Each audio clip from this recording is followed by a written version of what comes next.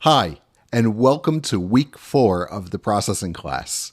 This is going to be a great week because we're going to cover a lot of really interesting stuff. In week 1, we set the foundations, and in week 2, we talked about how to animate things. Last week, we introduced the keyboard, and this week, we're going to talk about the mouse. Although the mouse is definitely important, we're going to talk about a lot of cool stuff this week, and these things are going to dramatically expand the sorts of things that you can create. We're going to talk about new shapes and something called loops, which are ways of making lots of things appear on the screen at once.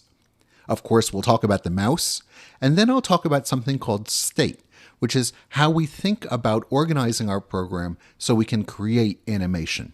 Finally, I'll show you some little built-in utilities that are really useful. You might be getting a little bit bored with rectangles and ellipses, so this week we're going to look at a whole bunch of additional shapes that are built into processing. Points are very simple primitives. They're just a single dot at a single pixel. Although this may not sound very powerful, by drawing lots of them with partial transparency, the points begin to overlap in really interesting ways and can develop some surprisingly organic textures. The triangle is created with just 3 points, and you can make something called a quad with 4 points. We'll also talk about arcs, which are sections of circles, and you can draw a larger or smaller section. Now you may notice here that I'm drawing some numbers as I move these arcs around. Those are the sizes of the arc. We measure the size of an arc in degrees or in something called radians. Radians is maybe a new idea to you, and so we talk about where that comes from by unrolling a circle and looking at its length. You may know that there are 360 degrees in a circle. Where does that come from? Well, we'll talk about where that number comes from and why it's such a useful idea. With that in our pocket, we return to the basic shapes, and we look at ways of making shapes that have more than 3 or 4 points in them. This wraps up the shapes that are made available to us by processing. There are also 2 optional videos, shown here in blue, that describe how these objects appear when they get drawn. Next, we'll expand the range of things we can do with if statements.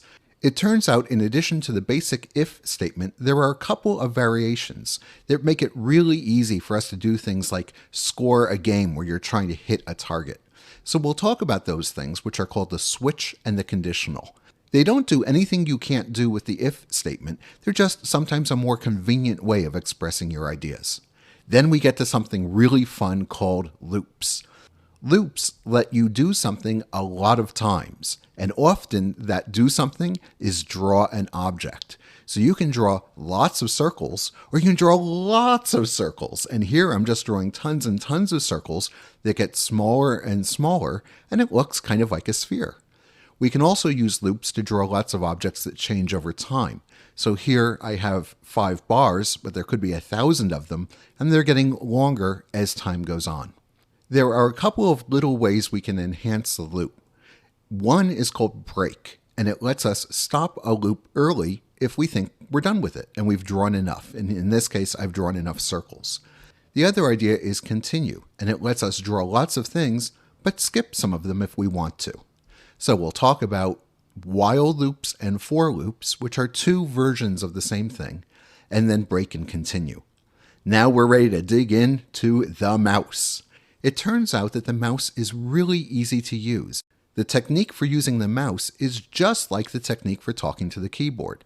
We have a bunch of routines that we can write and some global variables that we can read. And processing calls our routine when the mouse moves or a button goes down, and we can read the mouse position over time. In fact, we can track what happens with the mouse over time, and this helps us understand why we want our mouse routines and also our keyboard routines to be very short and very fast. Once we've discussed this stuff, then you will know how to use the mouse to create all kinds of interactive things. Next, we'll talk about something called state. This is a conceptual idea. It's not a thing you make, but it's a way of thinking about how your program is organized. If you express your programs in terms of state, then animation becomes very easy to create, and you only need a couple of numbers to create each frame. I'll show you some examples of programming with state, and along the way I'll show you a really great trick for scaling the size of an arrow. We use arrows all the time in processing for all kinds of things, and they're really easy to change size.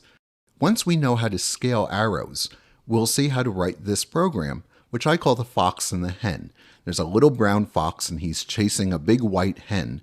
The hen is being controlled by my mouse, and the fox just wants to be where the hen is. And you can see when I move slow, the fox tries to keep up, and when I move very fast, the fox falls behind. This is an easy program to write if you keep the idea of state in mind. Finally, I'll talk about some handy utilities. One of them is very much like the way you tell your computer what part of your data tablet corresponds to what part of your display screen. We'll see how to use this to do things like control the angle of the sun by changing the time of day. In this example, I'm changing the time on the clock, and out comes the angle of the sun. In a very similar way, we can change Fahrenheit to centigrade interactively. We can transform one value into another. I'll show you how to use this to make a program that lets you blend between different shapes of different sizes and different colors on the screen. And of course, these can be moving and they could be much more interesting than circles and ellipses. Now that we know how to blend things, we'll look at how to blend colors. We can blend colors either in the red, green, blue color space or the hue, saturation, brightness color space, and they look different. Well, why do we get different color blends? We'll look at the color spaces in 3D, and we'll look at how the colors are blended, and we'll see why we get different results. Finally, we'll look at a little routine that lets us find the distance from one point to another. Here, the big circle is controlled by my mouse. Anytime one of the little circles enters the big circle, it turns blue. We can use this technique to enhance our fox and mouse program, so that when the fox is moving slow, it has a very small radius, but when it's moving fast, the radius gets big. It's lots of fun to play with, and it can create these cool, almost organic looking shapes. So we'll talk about these three utilities, which are called map, lerp, and dist. Funny names, but they all make sense when we talk about them. And then we'll wrap up. We'll recap what we've seen, and then we'll talk about this week's homework. So to summarize, we start off, we're going to look at some new cool shapes of all kinds. We'll talk about some variations on the if statement that give you some more expressive power. And then we're going to look at loops, ways of creating lots of stuff easily. With that under our belt, we turn to the mouse. You'll find that the mouse is just like the keyboard, and if you keep the idea of state in mind, you will have an easy time writing programs that animate or change over time. We'll talk about these three little utilities that are so useful, you will never want to be without them. In the last group, I'll let you watch over my shoulder, and you'll see how I write a program from scratch. And then we'll recap, and I'll give you this week's homework. So this week we're going to cover 6 different topics, and they span quite a range of ideas conceptually, but they all come together to give you a lot of expressive power.